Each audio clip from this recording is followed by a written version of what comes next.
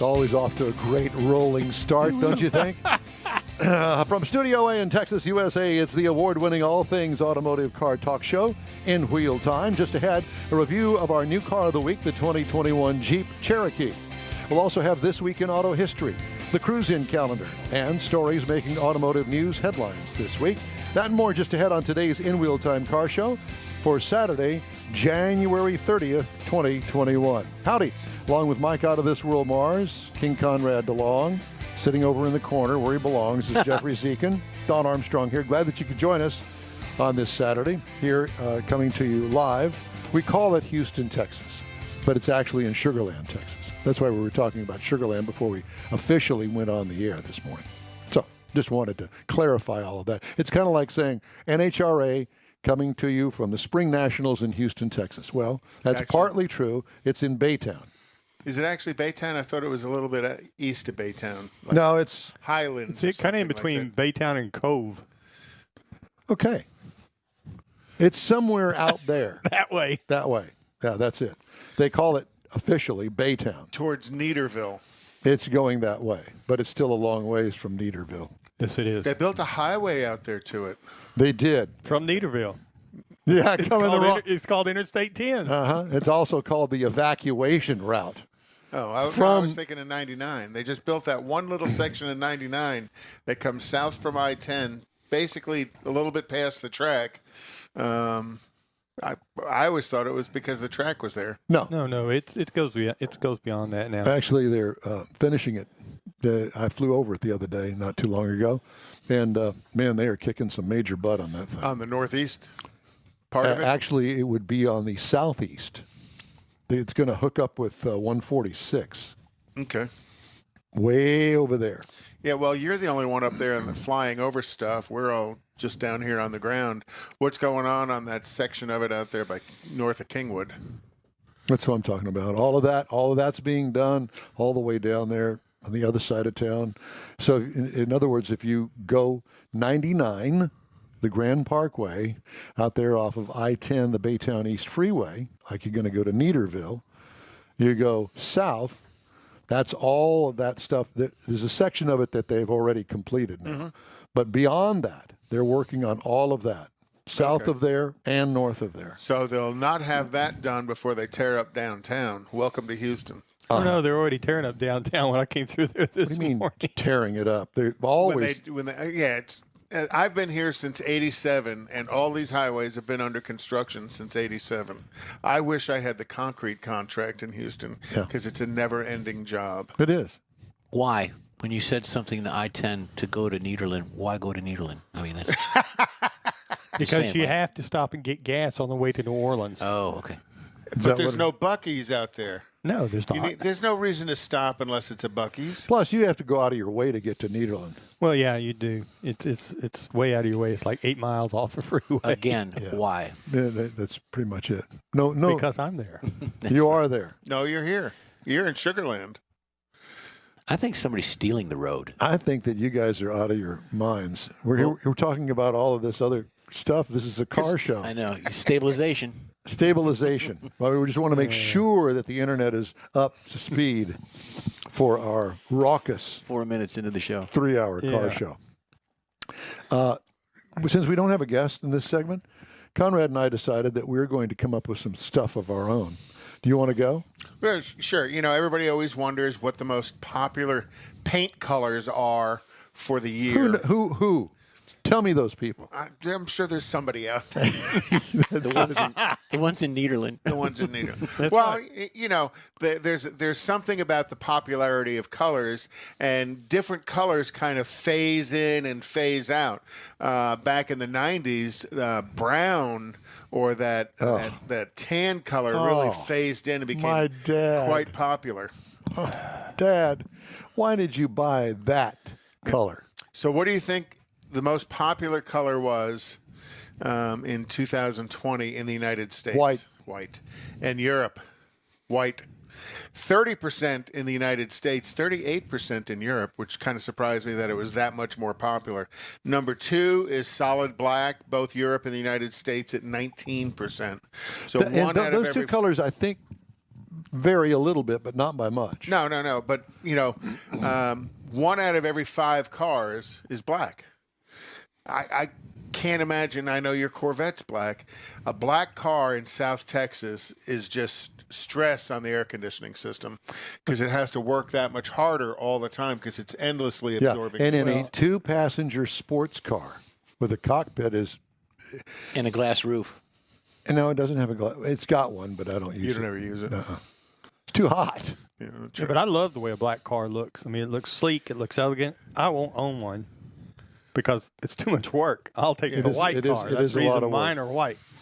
It is a lot of work. I think the color I like the most, and Angie had you remember they had that metallic tan champagne color Suburban for a while? Loved it. That car looked clean for months.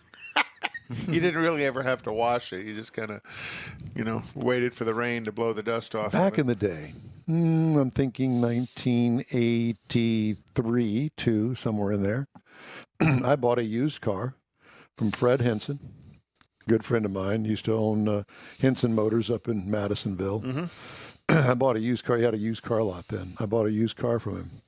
A 1978 Cadillac Coupe de Ville. Oh, yeah. Ooh, I like Champagne. it. Oh, yeah. Mm-hmm. Very popular color. That's what I was talking about at the opening of this is how different colors have phased in and out of the industry. And that color was extremely popular back 80s, early 90s. And when that thing was washed up with those wire wheel covers on it, man, it looked like $1 million. Yep. You're rolling in, right off of Hollywood and Vine. Well, maybe not Hollywood and Vine. That's a pretty bad part of town. But at any rate. So what do you think the third most popular color was? Red. Last year? Actually, gray. Oh, really? Yeah, I was going to say. Gray, silver, that combination of grays and silver. We still get a lot of gray grays, cars in the press fleet. And then the fourth was silver itself. So about 9% of the cars were silver. And then fifth was blue. Both Europe and the United States, and then red. And red is 7% in the United States and only 5% in Europe. So that's that's almost a 50% difference. And all of those are Ferraris. And and the arrest record is high. Yes, I always call them "pull me over red" when that bright red color seems to attract. And I think there's actually statistics that say that color vehicle gets the most tickets as well. Yeah. Wow. I don't know if that's a fact or fiction, but I just made it up. I think it is, but I think it's because of the kind of car that red goes on and the way you drive that kind of a car. It's like you're speaking for yourself, Mars. I'm just Mr. saying, Tickets over here. I'm just doing some research. Yeah, you're doing your research. Personal research. And then seventh most popular is the browns and beiges at 3% in both Europe and the United States. So when it was real popular, when you had it, and Angela had it, she had it on a Suburban, and then when you had it on your Cadillac, back then it was probably the third most popular color because, gosh, everything everybody made had some version of that color in it. Yeah, my dad had a green Cadillac. I think it was a 67, and he also had a beige. Did he have a pink Cadillac? No, he did not. My mother had a white 60 Chevy. With a 409? It was a Malibu. No. And then he went into the Oldsmobiles. And Smart guy. Into the Oldsmobiles. Yeah, the Browns. It is green. Let me ask you something. I want to go off track here just a little bit and ask you a question. What is the fascination about Oldsmobiles, other than the fact that you worked for the Oldsmobile division? Before I worked for them, I owned 2 of them. Okay. So when I came to Oklahoma, my first car was a 68 Cutlass S, and I just loved it. I beat on it and probably didn't maintain it as well as I could, and that car never failed. It's loyalty. Loyalty. When I think of Oldsmobile, to a degree, kind of put them in the same boat as Pontiac and Buick. Now, I may be wrong. No, and that's probably a good... Because those 3 were kind of in the near luxury category back in the day. And that's when they were structured at General Motors. That was where they were put.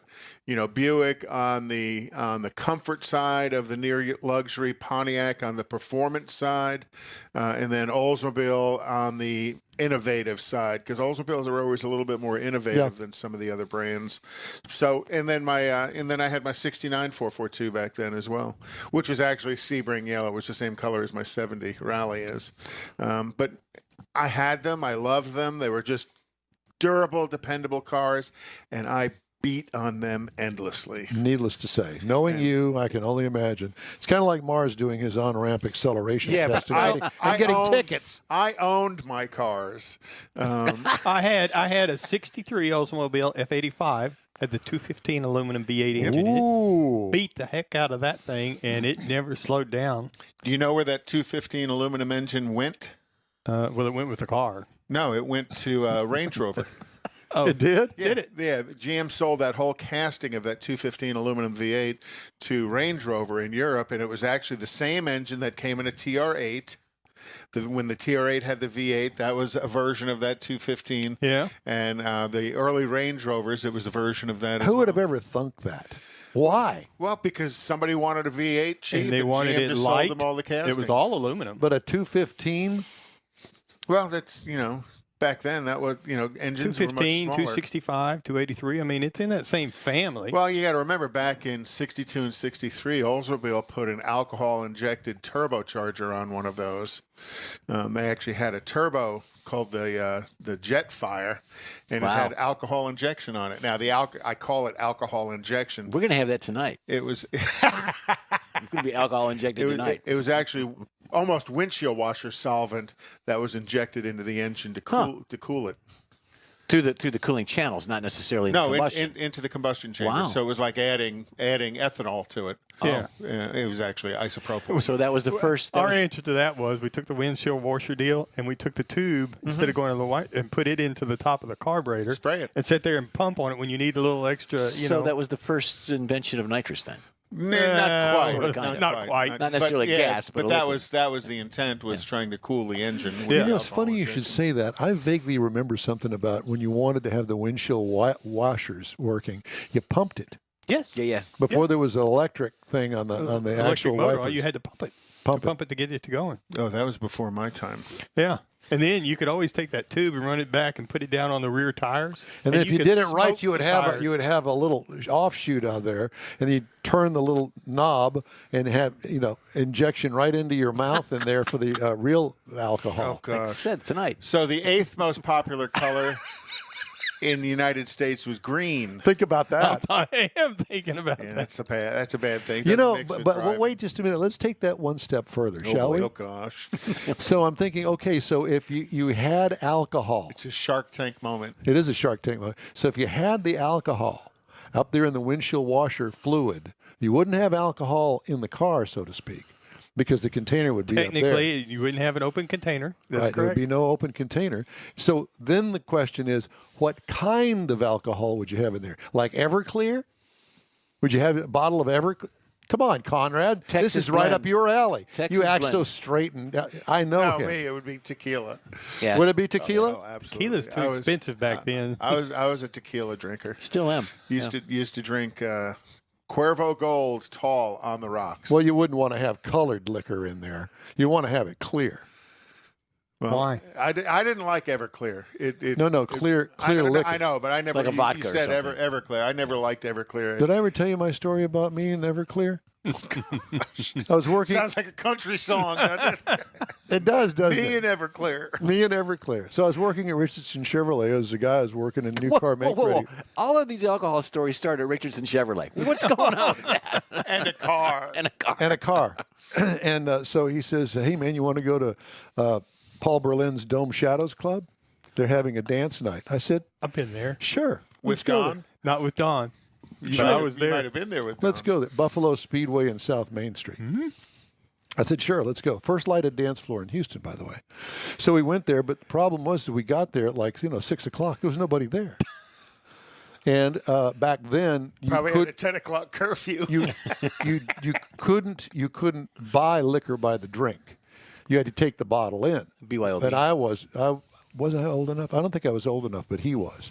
So he went and bought some Everclear. I didn't know what Everclear was. I had no clue. It's like 180 proof. Uh-huh. And then they danced together. I found that out afterwards. So we sat there, and I said, well, what are we going to we just order up some Cokes or whatever and drink it like that? Okay. So there by ourselves. Two guys. Dancing In a bar with a lighted dance floor, listening to all the good rock and roll music. By themselves. And At 6 o'clock in the afternoon. you know, the neck on one of those bottles is about that big. I had about that much. He had to carry me out of there. Went to wipe something off your shoulder, and it was the floor. Oh my God! That was, yes. I wound up having to spend the night on his couch because I couldn't move. I mean, I was absolutely wasted. Of course, I'd had nothing to eat. And what did I found out a lot that night about Everclear. Didn't remember any of it, but you found out a lot. I did. Wow. Anyway, are we going to go back to the colors now, or you want to stay on alcohol?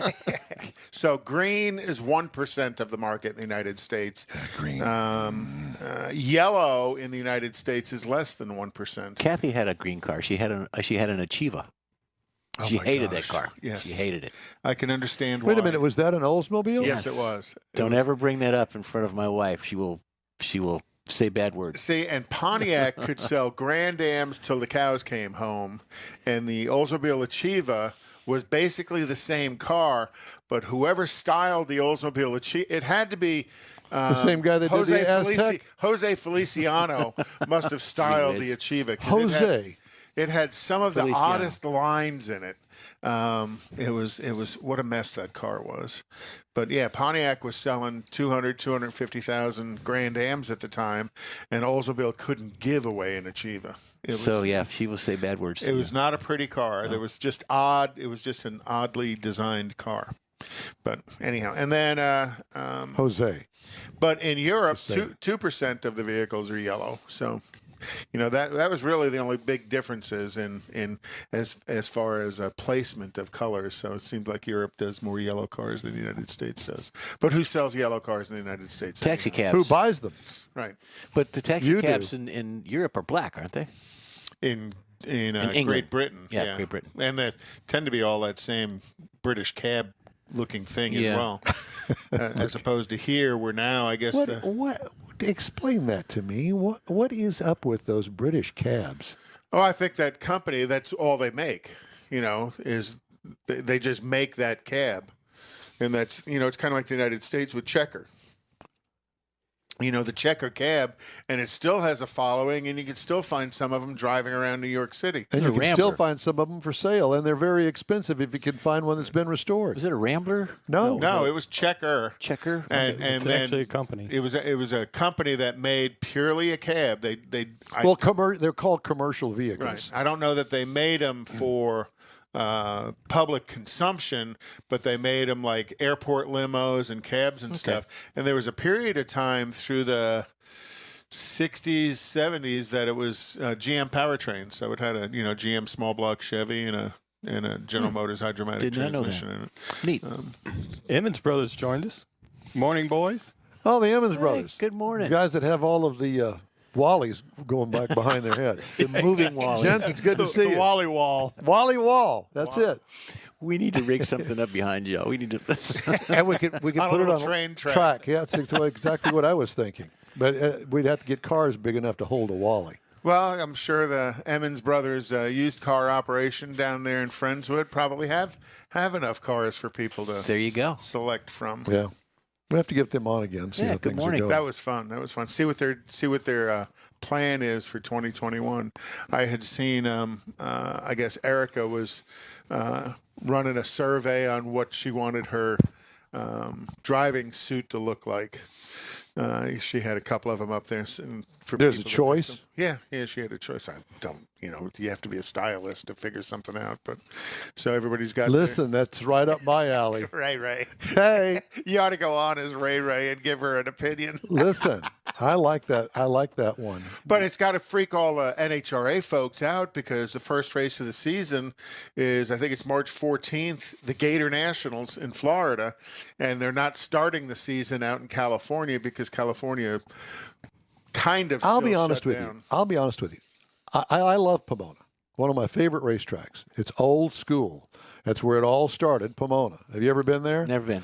The L.A. County Well, I've Fairgrounds. been to Pomona, but I've never been to the track. Well, it's just right over the hill. Right. And at the top of the hill is the Pomona Mining Company. And I got a story to tell about that, too. Pomona Mining Company, a great big, spread out kind of steak place, a club, a dance floor, all that stuff. Anyway. But, yeah. There's a theme to the show: dawn and dance floors and being overserved alcohol. I'm sure. And getting out there and make a total fool of myself. When he worked at Richardson Chevrolet No, this is probably when he was doing the NHRA. in his red pumps. Oh, yes. Ask Rob Geiger about the Safeway. Oh, gosh. You can only imagine. That sounds like a country song, too. He ran out of the Safeway because of something that I did in there. Okay. What color's next? Nothing, that's it. But We're done with that? yeah, and then what were the most popular cars in 2020? Starting the top 20 from the bottom of the list: Subaru Outback Wagon. What? It was That's a Bernie Sanders It vehicle. was the 20th most popular vehicle, and then the 19th was a Subaru Forester. 18th was Ford Escape. 17th was Honda Accord, which is way down Yeah, from that's where it used to be. Honda Accord near the top. outside of trucks was generally. Have you looked at one? Yeah, gosh, they're huge compared to what they were. They're not only huge, but there's like, it's got like that 1990s look to it still. Yeah, it's got that big chrome tooth in front of it too, kind of like remember the Acras used to have that big chrome tooth. Yeah, It's like finding a blue peanut on a wedding cake. Number 16 was Jeep Wrangler. Wait just a moment. I need to explore that. A blue peanut on a wedding cake. Yeah, you don't see that No, very often. not very often. Okay. Is there a story behind that? No, it's just. Is there a something Richardson odd. Chevrolet story behind it? It could be. Involving alcohol. Back in the day when I On the worked. dance floor. So 16th was Jeep Wrangler. 15th was Jeep Grand Cherokee. 14th, which really surprised me, was Toyota Highlander. What? Yeah, I did not realize they sold that many of those vehicles. didn't But either. 14th was pretty Toyota popular. Highlander. And then 13th was Toyota Corolla, which doesn't surprise me. 12th was Ford Explorer. But I have a feeling Ford Explorer, a lot of that's being driven by their fleet sales. Yeah, but didn't you say 18th was the Escape? So we're getting into a little bit larger vehicle as Correct, we move up. Correct. But the Explorer, they sell, and this would be included in these numbers, they sell a ton of those to fleet. It's a good-looking vehicle. I've seen them. Yeah. And it's a good size because it's more of a upper mid-size SUV. So and then Ford Explorer was 12th. Nissan Rogue was 11th, which doesn't surprise me because the Rogue is Nissan's #1 selling vehicle. Toyota Tacoma was number 10. GM Sierra was number 9. By the way, the Toyota Tacoma is the #1 selling mid-size pickup truck. Just thought I'd throw that in there. But there's only four or five mid-sized Whatever, pickup trucks. it's still #1. The two GMs, the Toyota and the Nissan. Uh-huh. And The Ford Jeep Ranger, and Ford the Jeep Rangers are and the Ranger. Gladiator. Oh, I don't consider. I didn't remember The Gladiator. Nissan Rogue was the vehicle that hit me in my first Cadillac that totaled it. Oh, was it really? Yeah, he hit me, he rolled, and I got a new Cadillac out of it. Yeah. Nissan Rogue. Congratulations. It was his mother's car. Great. Was it really? Nice. Number 8 was Honda Civic. Number 7, and this really surprised me, was Chevrolet Equinox. I didn't realize they sold those in that volume. Fleet.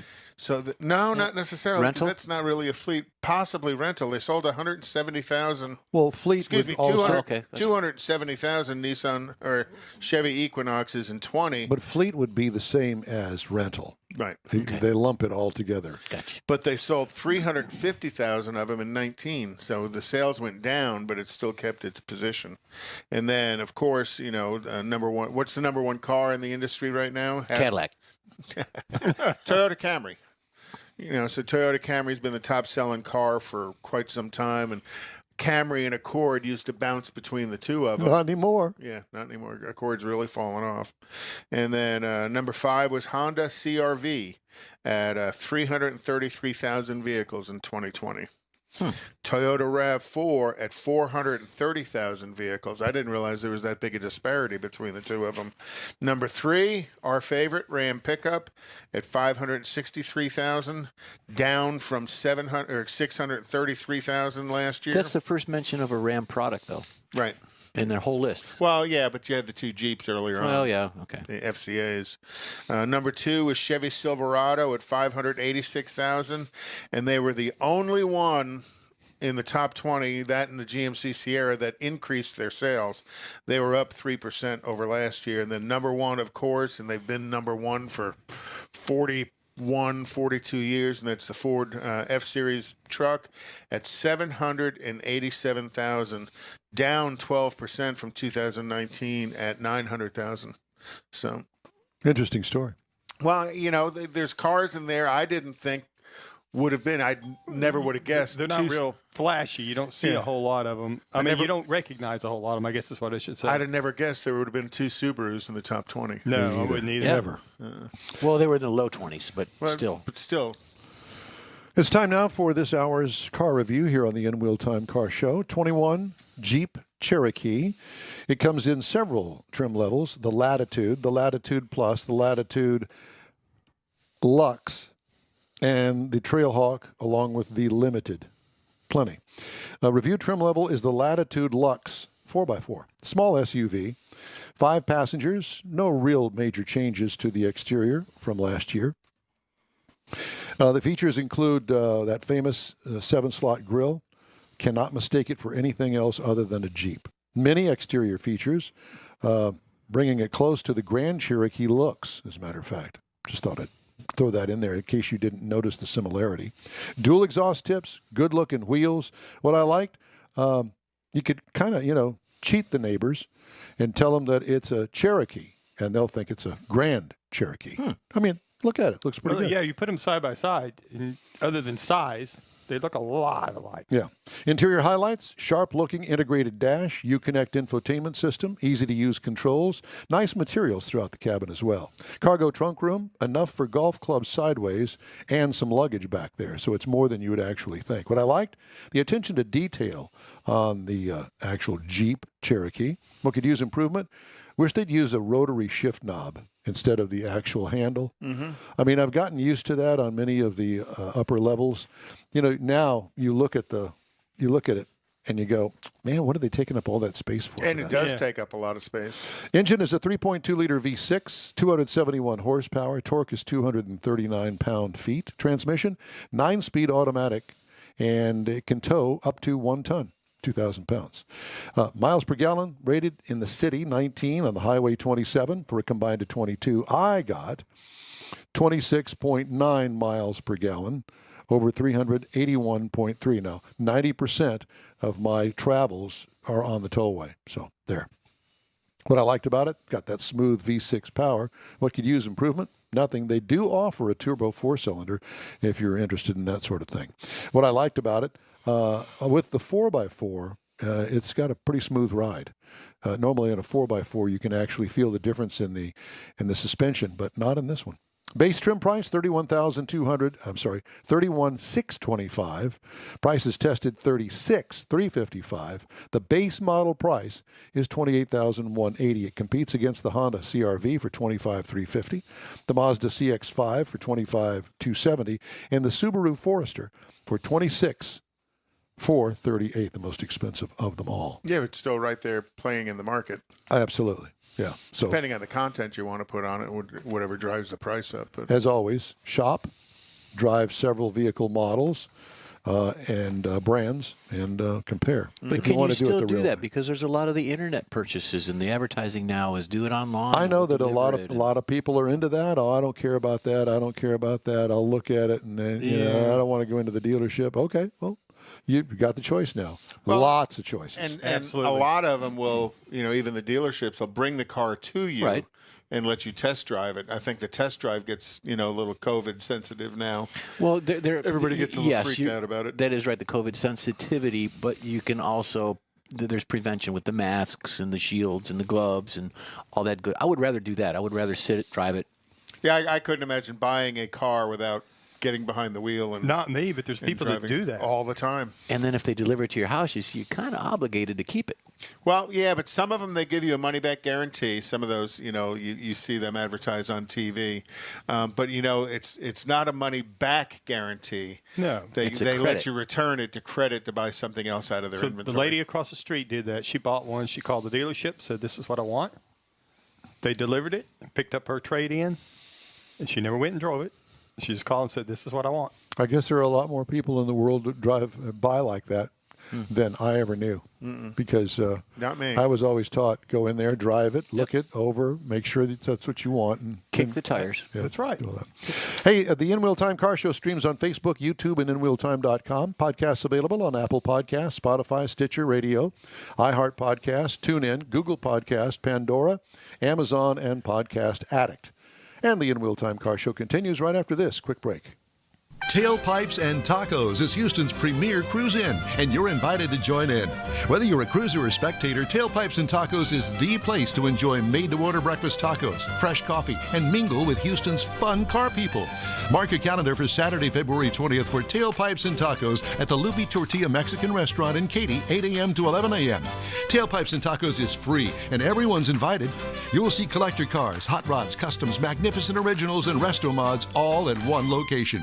Cars from all over Southeast Texas cruise in and show off in a friends and family event at the Lupi Tortilla Mexican Restaurant on the Grand Parkway at Kingsland Boulevard, just south of I-10 in Katy. Drag racer, car enthusiast, and Lupi founder Stan Holt brings you Houston's hottest cruise-in, Tailpipes and Tacos, Saturday, February 20th, 8 a.m. to 11 a.m. at Lupi's in Katy. The In Wheel Time Car Show will be there too. Get your ride ready, and we'll see you at the Tailpipes and Tacos Saturday morning cruise-in, February 20th, 8 to 11 a.m. at Lupi's in Katy, weather permitting. Is your business or company looking to stand out in a crowded advertising market? Looking to reach the real auto enthusiast? Well, you found it. You're listening or watching In Wheel Time, and so are your fellow enthusiasts. The In Wheel Time Car Show now reaches 500,000, and we can put together a marketing plan that will engage them in your product, business, or service. To get the tires rolling, just shoot us an email to our marketing director, Jeff Zekin. His address is jeff@inwheeltime.com. Texas Truck Works is your go-to truck customizer. From mild to wild lift kits, custom wheels, and steering and handling enhancements to the best personal and commercial wraps, Texas Truck Works delivers. Let Texas Truck Works founder Scott Stevens help you get the most out of your truck or Jeep. Texas Truck Works has decades of customizing experience, including power adders and complete engine swaps. Let the Texas Truck Works team design an upgrade plan that fits your budget. Get truck attitude today at TexasTruckWorks.com.